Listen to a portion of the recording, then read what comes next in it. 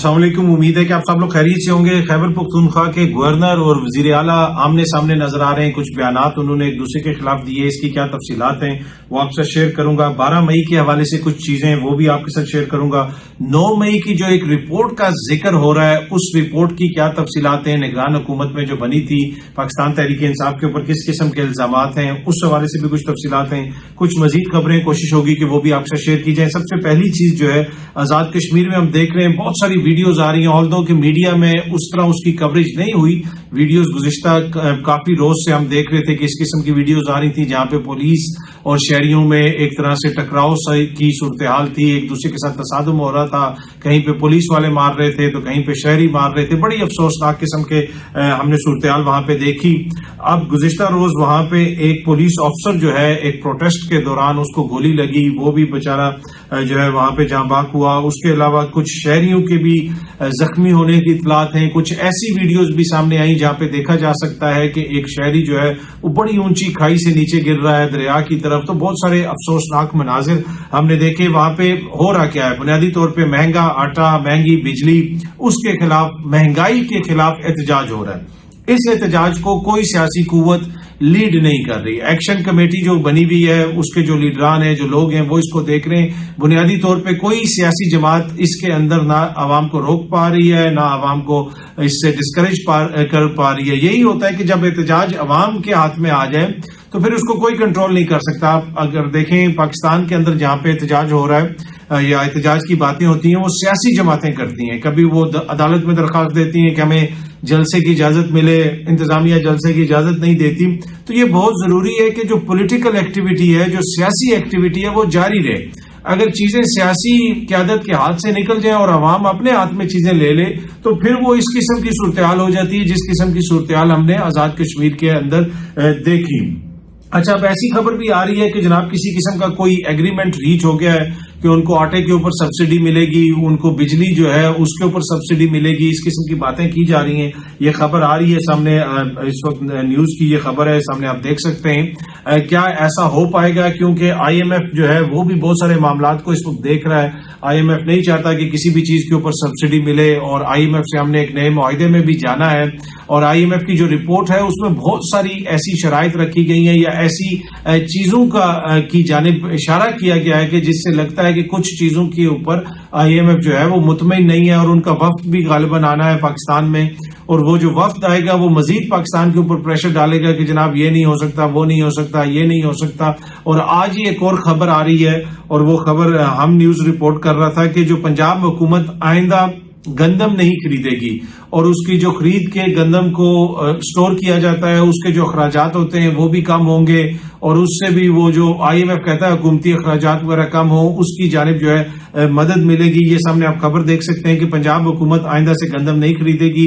ذرائع پنجاب حکومت نے آئندہ سال کے لیے نئی گندم پالیسی پر غور شروع کر دیا ہے. پنجاب حکومت کے جو فیصلہ ہے یا وہ جو ذرائع بتا رہے ہیں، جو ہم نیوز رپورٹ کر رہے ہیں کہ نجی سیکٹر کسانوں سے خریداری کرے گا. اب یہ کس حد تک یہ چیز ہوتی ہے یا نہیں ہوتی، لیکن بہت سارے معاملات ہیں جہاں پہ حکومت کو آئی ایم ایف کو مطمئن کرنا پڑے گا، اپنے اخراجات میں کمی کرنی پڑے گی. تو یہ آزاد کشمیر والا معاملہ جو مہنگائی کا ہو جائے یا پاکستان میں جو مہنگائی کا معاملہ ہے، اور آئی ایم ایف نے اپنی رپورٹ کے اندر بھی لکھا ہے جو 10 مئی کی ان کی رپورٹ ہے کہ پاکستان میں مہنگائی ایک مسئلہ ہے، بجلی کی قیمت ایک مسئلہ ہے، بجلی کی قیمت کے اوپر جو لاگت آتی ہے وہ ایک مسئلہ ہے.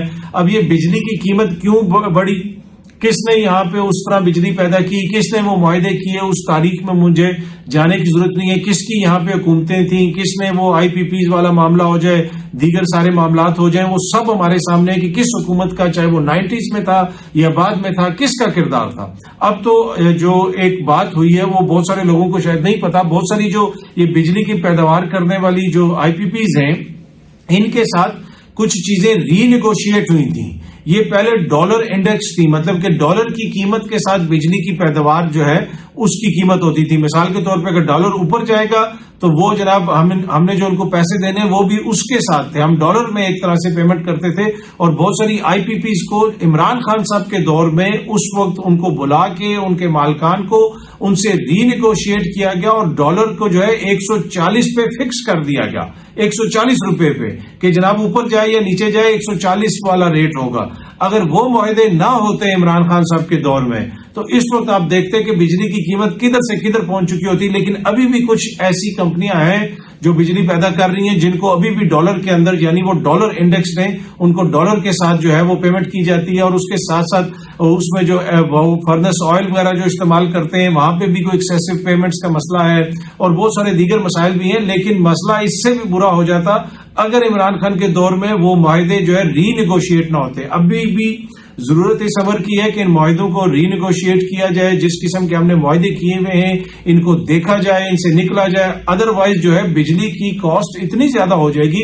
ابھی اگر آپ بجلی کا بل دیکھیں تو 70-75 روپے کی یونٹ پڑتی ہے لوگوں کو, 70-75 روپے کی. اس میں یہ بل ہے, وہ ٹیکس ہے, یہ ٹیکس ہے, تو جو ٹوٹل قیمت پڑ جاتی ہے ایک یونٹ کی وہ تقریباً 70-75 روپے پڑ جاتی ہے. میں نے آپ کے ساتھ ایک بل شیئر کیا تھا 2-3 ہفتے قبل, اور اس بل کے اندر جو بجلی کی قیمت تھی وہ 20,000 یا 22,000 روپے تھی, اور جو بل تھا وہ 48,000 روپیہ تھا, اور اس میں وہ سارے چارجز وغیرہ لگا کے پتہ نہیں کیا کچھ اس کے اندر ایڈ کیا گیا تھا. تو ان سارے معاملات کو دیکھنے کی ضرورت ہے. اچھا, علی امین گنڈا پور صاحب اور فیصل کریم کنڈی صاحب ایک دوسرے کے خلاف بیانات دے رہے ہیں.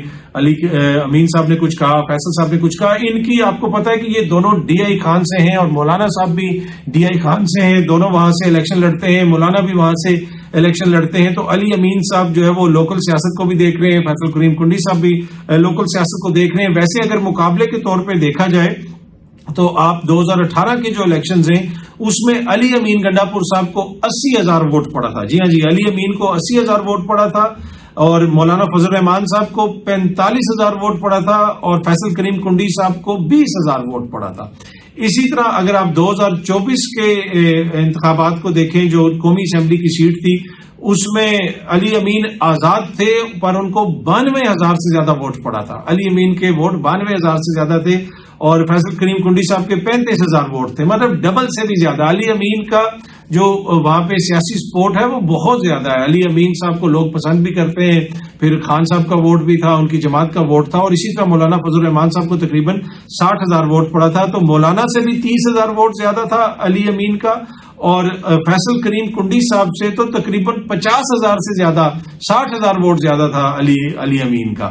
اس وجہ سے علی امین کی ایک ڈفرنٹ جو ہے وہ سیاسی پوزیشن ہے. لیکن آئینی عہدہ ہے گورنر صاحب کا, وہ بھی وہاں پہ آگے ہیں, اور علی امین صاحب بھی آگے ہیں. اس طرح کی باتیں تو ہو رہی ہیں, لیکن ایک کرٹیسزم یہ ہو رہا ہے کہ علی امین جو بہت سارے کام نہیں کر پا رہے اس کا نعم و بدل انہوں نے یہ نکالا ہے کہ جناب سخت سخت بیانات دو.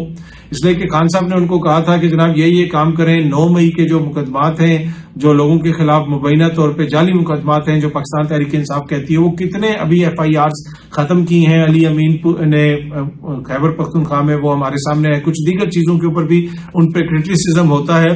لیکن یہ جو باتیں ہو رہی ہیں, جو مقابلہ ہو رہا ہے کہ فیصل کریم کنڈی صاحب اور علی امین, ووٹوں میں دیکھا جائے, عوام میں پاپولیرٹی میں دیکھا جائے تو ان دونوں میں کوئی مقابلہ نہیں ہے. علی امین صاحب بہت پاپولر ہیں, ان کی جماعت وہاں پہ بہت پاپولر ہے. فیصل کریم کنڈی صاحب تو میرا نہیں خیال کہ ان کو الیکشنز میں ہرا سکتے ہیں, پر دونوں آئینی عہدے ہیں. اس طرح کے بیانات کے بجائے میرے خیال معاملات بہتر طریقے سے چلیں تو وہ زیادہ بہتر ہوگا. ہاں, کیا وہاں پہ گورنر راج لگ سکتا ہے؟ کیا فیصل کریم کنڈی صاحب کہیں گے؟ میرا نہیں خیال کہ کنڈی صاحب خود کہیں گے کہ یہاں پہ گورنر راج لگوایا جائے. وہ نہیں چاہیں گے کہ وہ گورنر بن کے صوبے کے اندر تمام اقدامات کریں. یہ میں بڑی ذمہ داری سے آپ کو کہہ رہا ہوں, اس لیے کہ گورنر راج لگانے کے بعد وہاں پہ بہت کچھ کرنا پڑے گا. وہاں پہ آپ کو عوام کو بڑی مشکل سے کنٹرول کرنا پڑے گا. آپ نے ابھی دیکھ لیا جو گلگت بلتستان میں صورتحال ہے, اس کے بعد پھر آزاد کشمیر کے اندر جو کچھ ہو رہا ہے, کیا خیبر پختونخوا میں حکومت اس چیز کی متحمل ہو سکتی ہے؟ میرا نہیں خیال. خیبر پختونخوا میں جس طرح عوام نے ایک طریقے سے ووٹ دے دیے, مینڈیٹ دے دیے, اب وہاں پہ نہ گورنر راج لگ سکتا ہے نہ کوئی اور راج لگ سکتا ہے. یہ میں آپ کو بڑی ذمہ داری سے بتا رہا ہوں. اگر وہ لگے گا تو پھر جو صورتحال آپ کو آزاد کشمیر میں نظر آ رہی ہے اس سے آپ اس کو ملٹیپلائی کر لیں 1000 ٹائمز, اس قسم کی صورتحال بن جائے گی خیبر پختونخوا کے اندر. اور یہ بھی سوٹ کرتا ہے حکومت کو کہ پولیٹیکل قیادت جو ہے وہ انچارج رہے, چیزیں عوام کے ہاتھ میں نہ چلی جائیں جب پولیٹیکل پارٹی سائڈ پہ ہو جاتی ہیں. اور یہی وہ چیز ہے جس کا بار بار میں ذکر کرتا ہوں کہ سیاسی عمل کو نہیں رکنا چاہیے. جب سیاسی عمل رکتا ہے تو پھر بدقسمت واقعات ہوتے ہیں, چاہے وہ 9 مئی جیسے واقعات ہوں یا دیگر واقعات ہوں, جس طرح ہم آزاد کشمیر میں بھی دیکھ رہے ہیں, دیگر جگہوں پہ دیکھ رہے ہیں. جب قیادت سے چیزیں ہٹ جاتی ہیں پھر آپ ان کو کنٹرول نہیں کر سکتے. اگر پاکستان کے اندر سیاسی عمل نہ رکتا تو 9 मई जैसा बदकिस्मत वाकया भी शायद ना होता। ये भी एक डिबेटेबल चीज है, क्योंकि यहाँ पे इलेक्शंस नहीं करवाए गए टाइम के ऊपर, यहाँ पे सियासी अमल को रोकने की कोशिश की गई, सूबों में इंतखाबात नहीं करवाए गए, एक साल जो है निगरान हुकूमतें बैठी रही सूबों के अंदर, किस आइन और कानून के तहत बैठी रही, उसके ऊपर बहस हो सकती है, बहुत कुछ हो सकता है। सुप्रीम कोर्ट का फैसला आ चुका कि जनाब आप इंतखाबात करवाएं, पंजाब में नहीं करवाए गए इंतखाबात, और उसके बाद फिर ये 9 मई जैसा बदकिस्मत वाकया भी हुआ।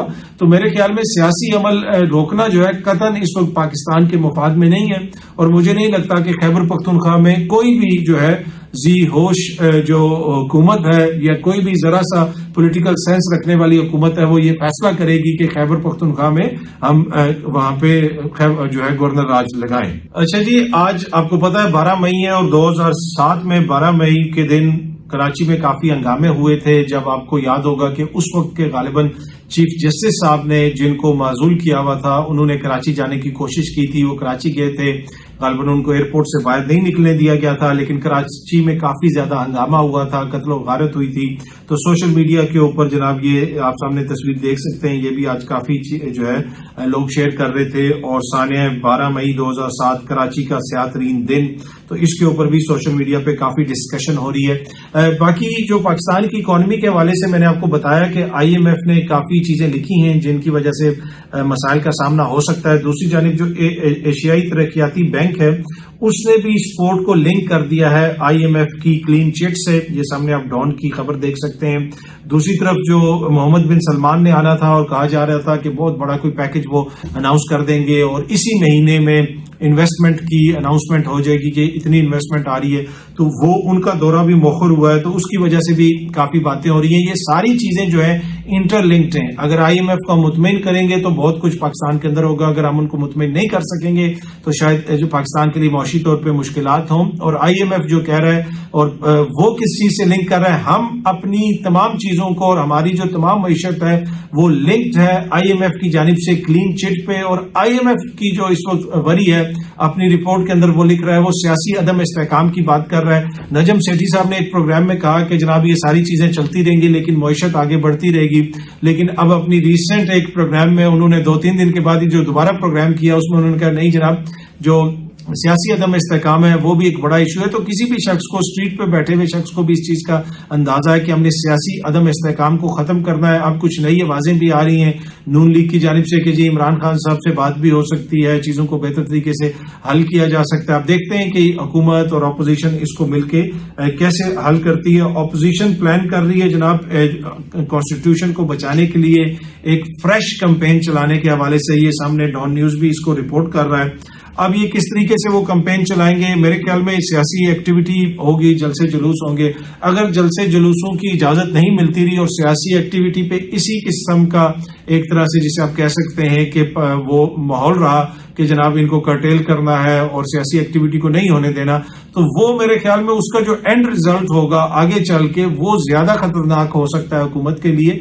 बेहतर यही है कि इस सियासी अमल को जारी रखा जाए। आए अब लोग अपना जलसा करें, जुलूस करें, चले जाएं, इसलिए कि अभी तक तो वो इजाजत मांग रहे हैं ना, कभी वो AC साहब के पास जाते हैं, DC साहब के पास जाते हैं, अदालत में जाते हैं और इस तरीके से वो अपनी कैंपेन चला रहे हैं। आप देख लें आजाद कश्मीर में ना किसी ने किसी AC से इजाजत मांगी ना किसी DC से इजाजत मांगी, क्योंकि चीजें सियासी जमातों के हाथ में नहीं थी। तो ये समझने की जरूरत है हुकूमत के लिए भी कि इसको पियोंग योंग ना बनाया जाए कि जी जरा सी बात हो तो दफा 144 निकलने दें लोगों को, थोड़ा बहुत वो आएंगे, जलसा जुलूस करेंगे, एक जगह पे करें अपना जलसा जुलूस और चले जाएं। एक तरह से उनकी भी सियासी फ्रस्ट्रेशन और वो उनको कथारसिस का मौका मिलता रहेगा, तकारीर वगैरह वो करेंगे तो सियासी अमल चलेगा। दूसरी तरफ आप उनको सियासी तौर पर एंगेज भी करें और बातचीत करें। अगर आप इसके ऊपर बिल्कुल फुल स्टॉप लगाने की जो हिकमत अमली है वो कुछ देर तक तो चलेगी, लेकिन उसका फिर वो जो आपने बंद बांधा हुआ वो एकदम से बंद फटेगा और फिर उससे ज्यादा मुश्किलात हो सकती हैं पूरे मुल्क के लिए, हुकूमत के लिए,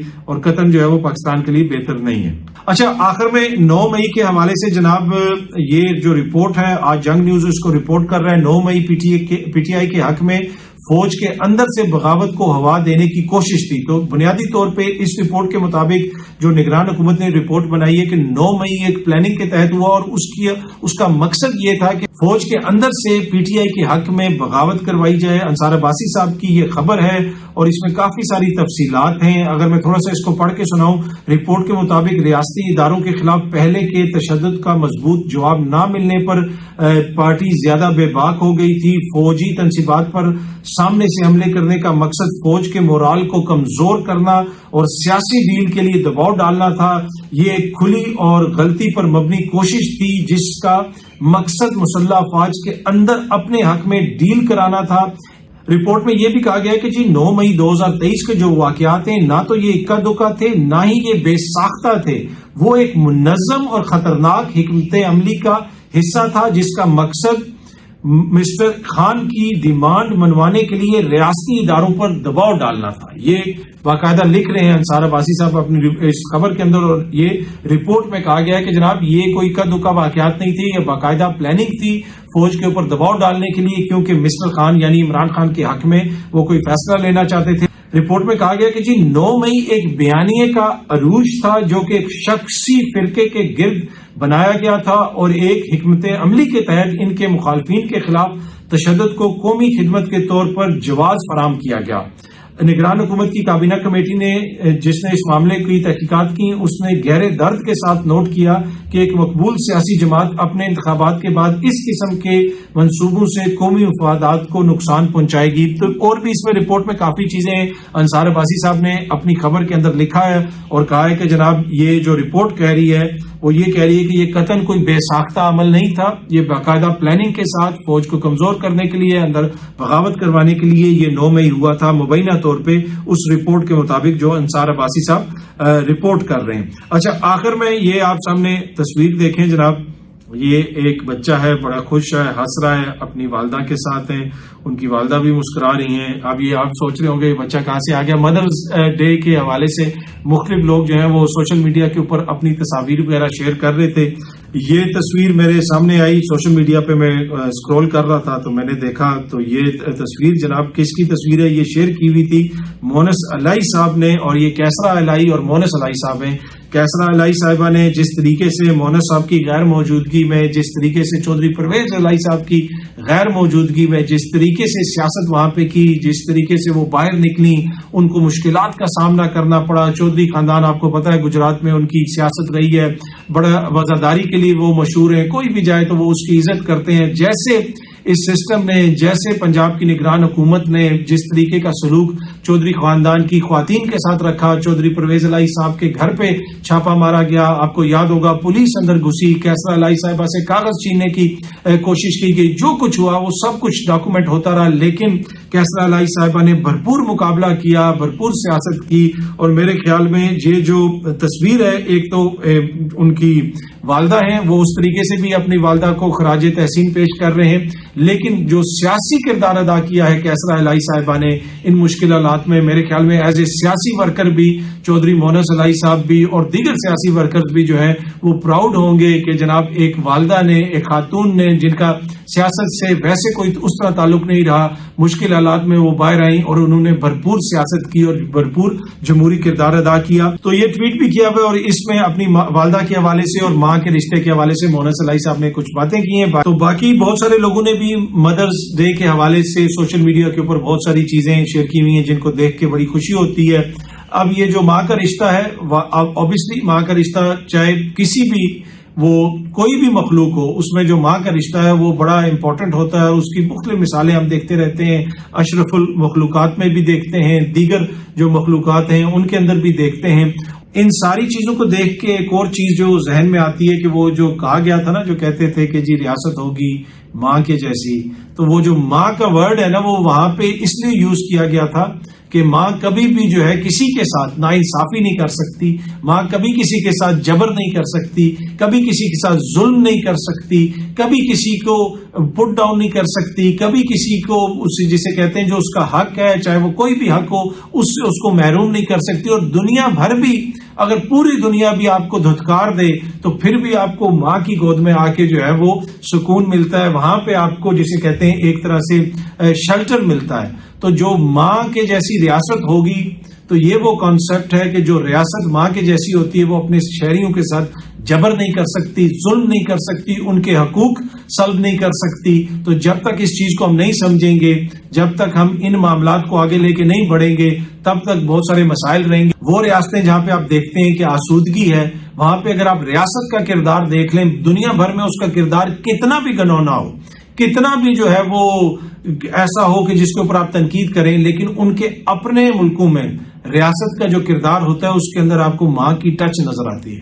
اور یہ میں آپ کو تجربے سے بتا رہا ہوں کہ وہ ایسے خیال رکھا جاتا ہے کہ جیسے جناب کہ بالکل ریاست جو ہے ماں کے جیسی ہے. بچے کی پیدائش سے پہلے جو ہے گھر پہ وزٹ ہوتے ہیں کہ جناب بچہ آنے والا ہے، تو بچے کی کیا آپ نے خیال رکھنا ہے. بچے کی پیدائش سے پہلے جو ہے ریاست ماں کو لکھ کے بھیجتی ہے، اگر آپ کو یہ مسائل ہیں تو آپ اس طرح رابطہ کر سکتے ہیں. بچے کی پیدائش کے ساتھ ہی ریاست جو ہے بچے کے لیے جو ہے اس کے مستقبل کی پلاننگ شروع کر دیتی ہے، فنڈز دینا شروع کر دیتے ہیں کہ اس کو رکھوا دیں یہاں پہ، جب بچہ 18 سال کا ہوگا وہ لے سکے گا.